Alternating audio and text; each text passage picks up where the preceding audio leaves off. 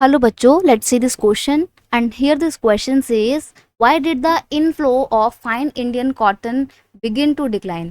Question आपसे बोल रहा है कि क्यों इंडिया के बने हुए कॉटन क्लोथ का डिक्लाइन होता जा रहा था, एक्सपोर्ट या बाहर बिकना उनका कम क्यों हो रहा था, क्यों बाहर के देशों में उनका फ्लो बहुत कम होता जा रहा था, ये आपसे क्वेश्चन पूछा जा रहा है। ऑप्शन है tariffs were impose on cloth important into Britain, imported आएगा ये। इम्पोर्ट का मतलब होता है बाहर के देशों में अपना सामान, बाहर के देशों से अपना सामान खरीदना।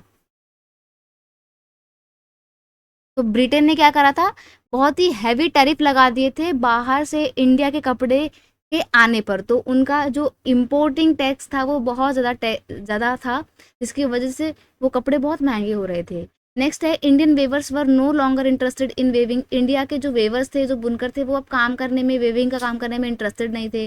नेक्स्ट ऑप्शन है British people stop using Indian cloth, Britain के लोगों ने इंडिया में बने हुए कपड़े यूज़ करने बंद कर दिए थे, या नन ऑफ द अबव, ऊपर दिए गए चारों ऑप्शन में से कोई सा भी नहीं। हम यहाँ पे बात कर रहे हैं इंडिया के कॉटन क्लोथ की डिमांड के कम होने पर। क्वेश्चन का की कंसेप्ट है decline in cotton import of India. देखो डिमांड कम नहीं हो रही थी, याद रखना, डिमांड कम नहीं हो रही थी, बस इंडिया का जो इम्पोर्ट था अब वो कम हो गया था। इम्पोर्ट मतलब बाहर के देशों के जो लोग हैं वो इंडिया के सामान को इम्पोर्ट नहीं कर रहे थे, स्पेशली इंडिया के कॉटन क्लोथ को इम्पोर्ट नहीं कर रहे थे। अब क्यों नहीं कर रहे थे, बहुत सारे कारण थे। पहला कारण था इंग्लैंड का इंडस्ट्रियलाइजेशन। अब जब इंग्लैंड में 18th सेंचुरी में इंडस्ट्रियलाइजेशन हो गया था, तो इंग्लैंड की इंडस्ट्री में ही कॉटन क्लोथ बनने लग गए थे।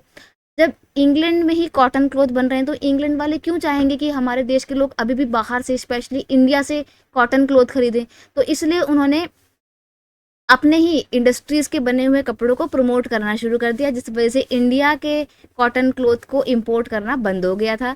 नेक्स्ट है heavy tariff impose by the Britain, British government बिल्कुल भी नहीं चाहती थी कि इंग्लैंड में इंडिया के बने हुए कॉटन क्लोथ बिके, इसलिए उन्होंने इंडिया के कॉटन क्लोथ को खरीदने पर ही हैवी टैरिफ लगा दिए थे, वे हैवी टैक्स लगा दिए थे। अब जब ब्रिटेन के लोग इंडिया के कपड़े खरीदते भी थे तो हैवी टैरिफ की वजह से वो कपड़े बहुत ही महंगे हो जाते थे, और महंगे कपड़े कोई क्यों ही खरीदेगा, राइट। नेक्स्ट आपका कारण था lowest cost of machine produced cloth. देखो मशीन जब कपड़े बनाती है ना तो वो बहुत बल्क में कपड़े बनाती है, राइट। तो जब मशीन बल्क में कपड़े बना ही रही है, क्लोथ्स, मशीन जब बल्क में कपड़े बना रही है तो वो कपड़े सस्ते भी होंगे, ऑब्वियस सी बात है, जब बल्क में कपड़े बने सस्ते ही बन रहे हैं। तो मशीन के बने हुए कपड़े सस्ते भी होते थे और एक बार में बहुत सारे बन भी जाया करते थे। इस वजह से अब बाहर के लोग जो हैं वो इंडिया के बने हुए कपड़े की बजाय मशीनों के बने हुए कपड़े खरीदते थे, क्योंकि वो सस्ते भी थे और अच्छे भी थे। यहाँ पे क्लोथ की स्पेलिंग सही कर लीजिएगा, ESA, ठीक है, क्लोथ। तो इस वजह से इंडिया के कॉटन क्लोथ की डिमांड कम होती जा रही थी और लोग ब्रिटेन के ही बने हुए, ब्रिटेन की इंडस्ट्री में बने हुए सस्ते कपड़ों को यूज़ कर रहे थे। तो जो पहला ऑप्शन है कि tariff were impose on cloth imported into Britain, Britain में इम्पोर्ट होने वाले कपड़ों के ऊपर हैवी टैरिफ लगा दिया गया था, दैट्स वाई इंडिया के कॉटन क्लोथ की डिमांड बहुत कम हो गई थी ब्रिटेन में, ये बिल्कुल सही है।